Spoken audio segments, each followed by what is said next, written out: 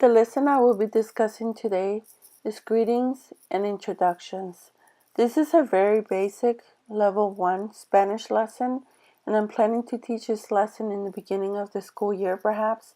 I think this is a great time to create a sense of community in the classroom and to help our students feel secure, nurtured, and supported by the environment, by each other, and of course by the teacher.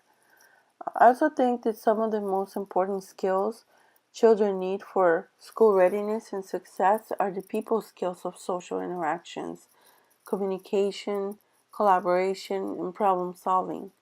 So the objectives for this lesson are using Spanish to enable learners to get to know each other and their teacher, to set the standard for the course by getting learners to be comfortable with interaction and communicating in Spanish.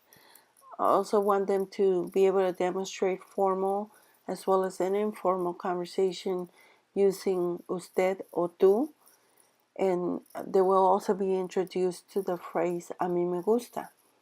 The main goals for this lesson are to encourage learners to socialize and use the conversation as a model, and to greet the other members of the group individually and introduce themselves, shaking hands as they use common phrases in Spanish, such as hola, me llamo, mucho gusto, making sure they initiate some conversations and respond to others, and to encourage them to use as many phrases as possible in their conversations. So we'll differentiate instruction by teaching content area through a series of independent and collaborative activities, and by organizing groups both heterogeneously and homogeneously based on the lesson's goals and objectives. For instance, for the beginning of the lesson, student groups will be organized with students at different ability levels, and as I assess and evaluate their performance, they will be grouped homogeneously based on their ability level as the activities become more challenging. My instruction will also include a variety of strategies such as scaffolding, modeling, bridging. I will be modeling different greetings and introductions using visual aids such as a smartboard and a YouTube video. For scaffolding, the first activity we will be using question task cards and basic greeting phrases.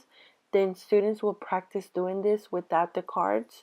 Once they feel comfortable with the learned phrases, they will add more questions and answers to their conversations. Eventually, they will not only introduce themselves, but they will go around and introduce other peers.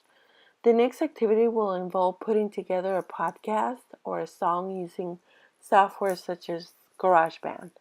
The final outcome will be for my students to develop receptive and expressive communication skills in the second language, where they will also be able to advance these skills into positive interactions with members of the community.